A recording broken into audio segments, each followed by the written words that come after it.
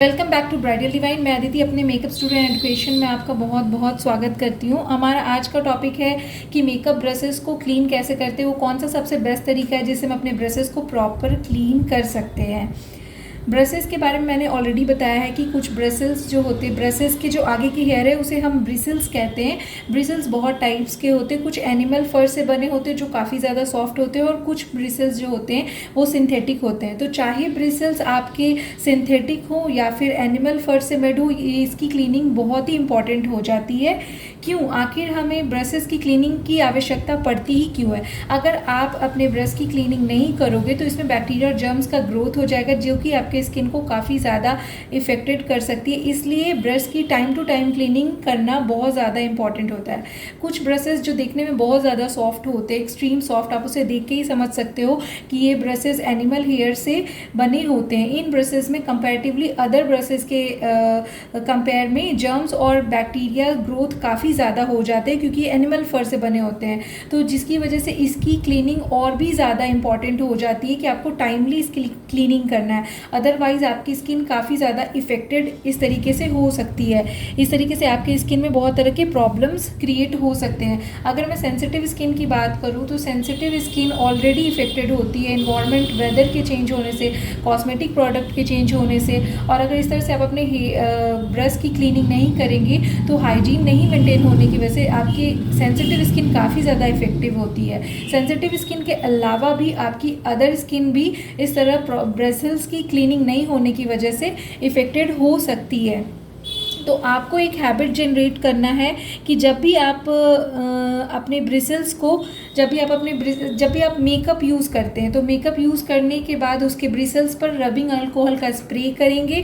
और स्प्रे करने से आपके बैक्टीरिया बहुत हद तक वो मर जाते हैं। तो जो रबिंग अल्कोहल है वो केमिस्ट शॉप में बहुत ईजिली अवेलेबल होते हैं, आप आसानी से खरीद सकते हैं। क्योंकि हर मेकअप के बाद आप अपने ब्रिसल्स को पूरी तरीके से वॉश करें, क्लीन करें, ये पॉसिबल नहीं हो पाता है। जिस वजह से आपको एक हैबिट जनरेट करना है कि हम जब भी यूज़ करेंगे अपने ब्रिसल्स को, जब भी मेकअप में ब्रशेस को यूज़ करेंगे, उसके यूज़ करने के बाद रबिंग अल्कोहल से उसे स्प्रे करना है। नैपकिन या सॉफ्ट टॉवल से आप उसको वाइप आउट करके उसे ड्राई करने के लिए छोड़ दीजिए।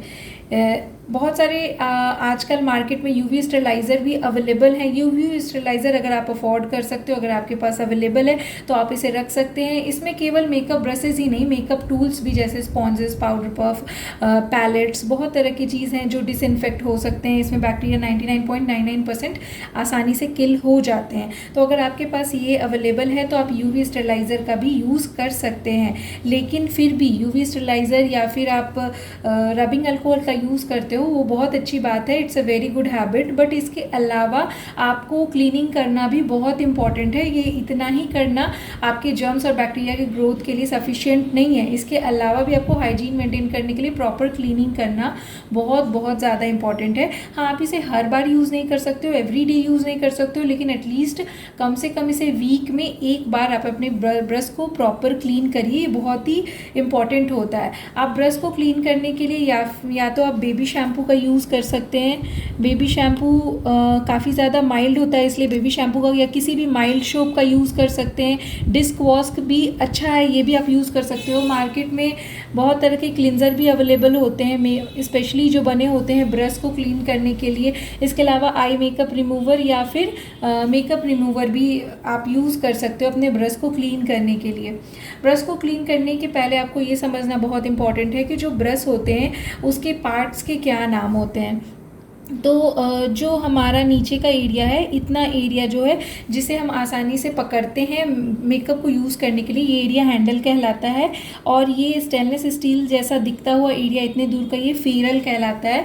और इसके अलावा आगे का जो हमारा एरिया है, जो ब्रश हेयर होते हैं जिसे ब्रिसल्स कहते हैं, ये ब्रिसल्स कहलाता है हमारा। जो एरिया ब्रिसल्स और फेरल के बीच को अटैच करता है, ये एरिया हील एरिया होता है। और ब्रिसल्स के सबसे ऊपर वाले एरिया को टो एरिया कहते हैं। तो सबसे मोस्ट इम्पॉर्टेंट बात यह है कि आपको अपने हील एरिया को प्रोटेक्ट करके रखना है।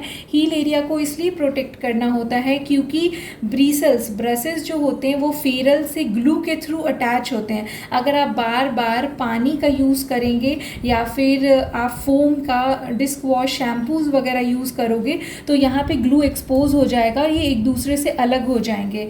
इतना ही नहीं, अगर आप ब्रश को पूरे ग्लास वाटर में डिप करके यूज़ करते हैं तो सिर्फ हील एरिया ही इफेक्टेड नहीं होगा, आपका ये बाउंडेशंस भी अलग अलग हो सकता है। चूँकि मेकअप ब्रशेस काफ़ी ज़्यादा एक्सपेंसिव होते हैं, इसलिए आप इसे ध्यान से रखना बहुत इंपॉर्टेंट है और क्लीन करना भी बहुत इंपॉर्टेंट है।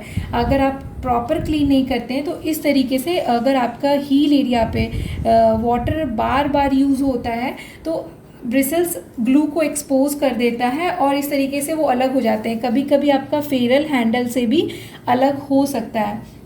इसके लिए आपको क्या करना है, इसके बहुत सारे मेथड है जिससे आप अपने ब्रशेस को बहुत अच्छे से प्रोटेक्ट भी कर सकते हैं और क्लीन भी कर सकते हैं। इसके लिए सबसे पहले आप अपने पाम पे कुछ ड्रॉप्स शैम्पू के डालेंगे और कुछ ड्रॉप्स वाटर को डालेंगे और आगे का एरिया जो हमारा होता है, हेयर होते हैं, हेयर में जिसमें हील एरिया को आपको प्रोटेक्ट करते हुए इसे गोल गोल सर्कुलर मोशन में घुमाना है, जिससे कि सारे मेकअप प्रोडक्ट्स जो हो सकते हैं आपके वॉश के थ्रू, फोम के थ्रू बाहर आ जाएं और आपका ब्रिसल्स पूरी तरह से फोम बेस्ड हो जाए, लेकिन ये हील एरिया पूरी तरीके से आपका बच जाए।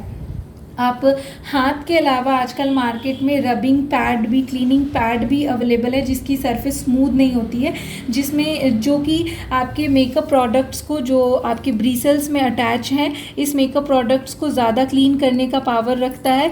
तो यहाँ पर भी आप कुछ ड्रॉप शैम्पू के और वाटर डालेंगे और इसे गोल गोल सर्कुलर मोशन में घुमाएंगे ताकि ब्रश का टो एरिया पूरी तरीके से और उसके ऊपर का एरिया पूरी तरीके से फोम में अटैच्ड हो, ताकि पूरी तरीके से क्लीनिंग हो। बट आपको इस एरिया को काफ़ी ज़्यादा बचा के रखना है ताकि हमारा ये एरिया प्रोटेक्ट हो सके।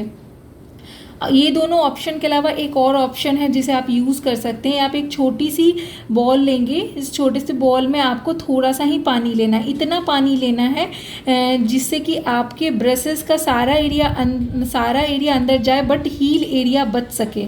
तो बस आपको इतना ही पानी लेना है। अगर आप ल्यूकवार्म वाटर लेते हैं तो बहुत अच्छी बात है, कुछ ड्रॉप्स आप शैम्पूज़ या माइल्ड सोप की यूज़ कर सकते हैं इसमें। इसे सर्कुलर मोशन में घुमाइए ताकि पूरी तरीके से इसमें से कॉस्मेटिक प्रोडक्ट्स बाहर निकल सके। कुछ कंडीशंस में हम कोकोनट ऑयल या ऑलिव ऑयल का भी यूज़ करते हैं।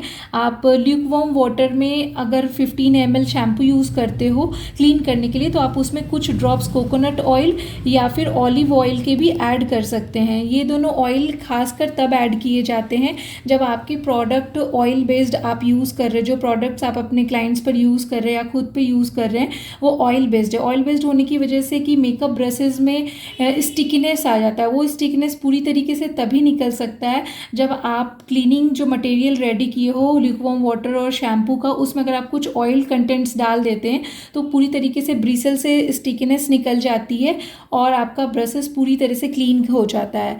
ये टेक्निक जो मैंने आपको बताया, ये 2-3 टेक्निक आप अप्लाई कर सकते हो। ये सिर्फ इतना ही इम्पॉर्टेंट नहीं है, आपको क्लीन करने में भी बहुत टेक्निक का ध्यान रख। जब पूरी तरीके से कॉस्मेटिक प्रोडक्ट्स आपके निकल गए तो आप उसके बाद बहुत स्लो मोशन में आप वाटर को ओपन करिए और सिर्फ आगे वाले पोर्शन को आप इस तरीके से धीरे धीरे आप वाटर से इसे क्लीन करिए ताकि इसमें भी हील एरिया को प्रोटेक्ट किया जा सके और फिर अपने हैंड से पूरी तरह से स्क्वीज़ कर लीजिए। अगर आपको ऐसा लगता है कि इतना प्रोसेस करने के बावजूद भी उसमें कुछ पोर्शन डर्टनेस या फिर मेकअप प्रोडक्ट्स के रह गए हैं तो ये आप प्रोसेस को 2 से 3 बार अगेन रिपीट कर सकते हैं। लास्टली आप सॉफ्ट टॉवल का यूज़ करिए, नैपकिन, टिश्यू पेपर का यूज़ करिए, उसमें वाइप आउट करके उसे ड्राई होने के लिए छोड़ दीजिए। जब आपके ब्रश ड्राई हो जाएंगे लास्टली आप रबिंग अल्कोहल से इसे डिसइंफेक्ट कर दीजिए। इस तरीके से आपके ब्रशेस पूरी तरीके से क्लीन हो जाते हैं जो देखने में भी बहुत अच्छे लगते हैं। बहुत ज़्यादा हाईली सेटिस्फेक्शन आपको फील होगा जब भी आप किसी क्लाइंट को या खुद पे भी यूज़ करते हो तो बहुत ही ज़्यादा आपको सेटिस्फेक्शन फील होगा। ब्रश क्लीन करना बहुत ज़्यादा ही इंपॉर्टेंट है क्योंकि हम अपने मेकअप को अच्छा बनाने के लिए, मेकअप को ग्लो करने के लिए आपके मेकअप टूल्स के केयर की होने की भी छोटी छोटी बारीकियों को भी अंडरस्टैंड करना बहुत ज़्यादा इंपॉर्टेंट है।